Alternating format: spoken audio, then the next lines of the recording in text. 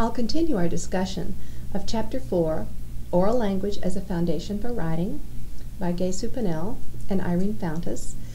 We talked about the language systems and some general ideas about the importance of oral language in the first segment of this commentary. And in this second segment, I'm going to look at a few instructional contexts and just talk about how important language is in each of them. The first context I'll talk about is called interactive read aloud. Now, you know we think language is important because we're using the word interactive as part of the title of that. This is a time when you make written language so available to children and you scaffold their way of interacting about the text. In interactive read aloud, the teacher reads aloud to the students a text that she had selected to be particularly appropriate for the age and interests of these students.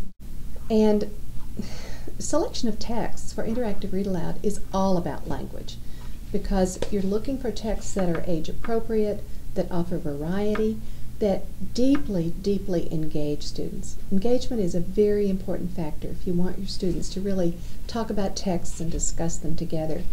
We advocate pre-planning of interactive read aloud by selecting texts. Sometimes we call these text sets, a little hard to say, text sets. That means these texts are connected in some way. It might be 4 or 5 books by a well-known author, one that children start to learn about and enjoy.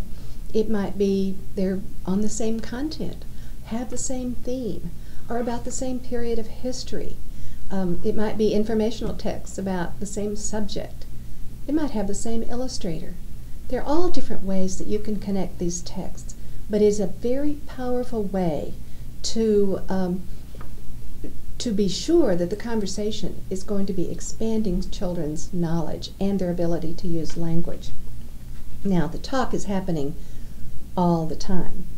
Before reading the book aloud, you'll plan something we call an opening, a very brief conversation that engages the readers in already thinking about the book before you even begin to read it to them. It might be some background knowledge they need. It might be, if it's an author they know, you may raise expectations. You may talk about the genre of the text and what will they expect since this is a personal narrative or a memoir. And so you're providing just a little bit of conversation that gets their thinking going and keeps it alive.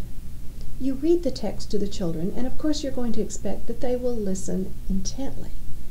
And you're also then going to provide some brief opportunities for them to make brief comments, stop. I plan usually to stop 2 or 3 times during the reading of a picture book. And I might have a little post-it right on the place to stop, where I invite the children to make quick comments. I might ask them to turn and talk to a partner so that they have an instant for about 30 seconds. They can talk about their thinking right there, right in the minute. And they learn in this routine to turn back and immediately begin listening again. So these brief intervals of conversation captures their thinking at the moment. They might make predictions for what will happen. They might respond by saying, oh, how is that character feeling now? Or what do you think the person needs to do next to solve the problem? Then, of course, after you finish reading a text, there's conversation about the meaning, a discussion of what happened in that text, and this can get to a very deep level. Across interactive read aloud, we use the term intentional conversation. This means it's a real conversation. It's not a series of just questions from the teacher, because that can start to be like an interrogation. We'd like you to share your thinking with children. They're interested in what you are wondering about and thinking about, and it provides them a wonderful model for talking about texts. The next context I'll briefly talk about is shared and performance reading.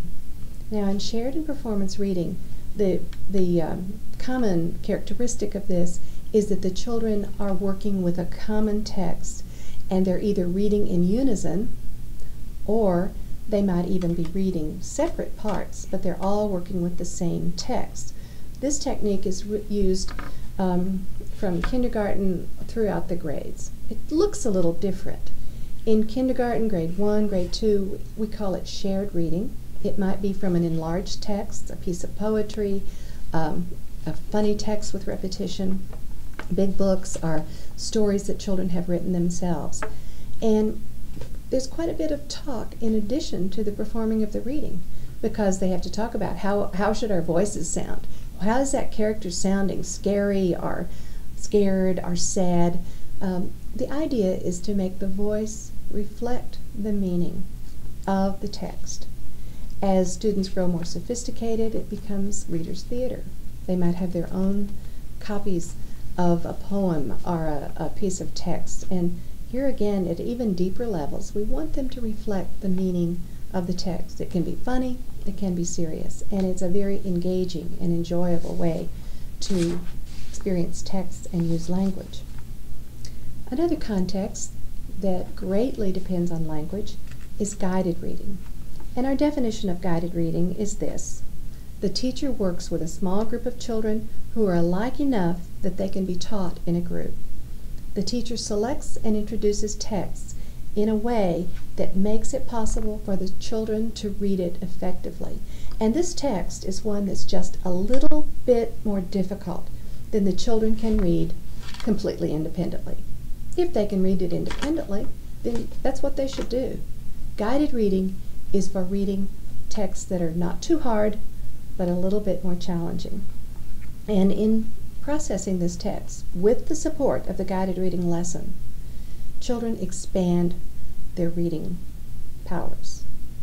So I'll just list the components of the guided reading lesson, and just think about how talk fits into everything. The teacher selects the text. Well, you're thinking about what will the children talk about. Is the language, the structure, the syntax of the text available to them? What do I need to rehearse them a little bit if it's very complicated? Okay. Next, the teacher introduces the text. And the teacher might do quite a bit of talking because she's wanting to demonstrate some things about this text, but she also engages the children. And you really know you have it made when the children are on the edge of their seats and want to read the book, and they're asking questions already. I wonder if it will talk about this, or I wonder what will happen next. Okay, so there's conversation in the introduction. Then each student reads the text independently, either in a whisper voice, without listening to the other children, or silently. So they're all processing the text simultaneously. At this point, the teacher has opportunity for very powerful interactions. You can move around the table or circle, ask the child to read softly right in your ear as you look at the text. You will get a very good idea how the child is processing the text by listening to the reading, its accuracy, fluency, and so on. And you can also take the opportunity to use some very precise teacher language that will help that student get on track. Try it again and make it sound right. What would make sense there? So you're not just saying good or something like that. You're really interacting with the student in ways that help them process the text more effectively. Then, at the end, of course, you have a discussion of the text, its meaning. You may revisit a couple of parts of it where you talk about, what was exciting about this part or interesting about this part. And you can then make a very precise teaching point that helps students learn more about effective processing. Finally, you have the option for extending understanding through perhaps some further discussion or writing about the reading, and doing 2 to 3 minutes of word work that gives students a boost in terms of their word-solving strategies. So talk flows throughout a guided reading lesson. I'd like to mention that Poetry Workshop is a wonderful context for extending students' knowledge of language, and particularly figurative language and really complex language structure. In Writing Workshop, the teacher reads a poem aloud and asks the students to discuss it. The teacher may show children something specific about poems, Another thing that could happen that children really love is they can browse through poetry books, or the teacher may have some duplicated poems that they've read in a shared way before, and they can glue it in their own homemade book, illustrate it, and at the end of the year children have a beautiful illustrated poetry book that they can read to take home. We use personal poetry anthologies, going at them in more and more sophisticated ways all the way up the grades, and the talk that surrounds poetry is wonderful. Another context that is extremely important, and our book is really directed at this context, is the writing workshop. Using oral language as a bridge to written language, very important in the writing workshop. And you'll find in this book many chapters that will describe how this process can take place. I would like to mention, if we go back to Interactive Read Aloud, which was the first context, that those very texts that you have read and discussed in Interactive Read Aloud can be brought into the writing workshop and used as mentor texts. So they've loved a book and they're thinking, oh, how do writers start their stories?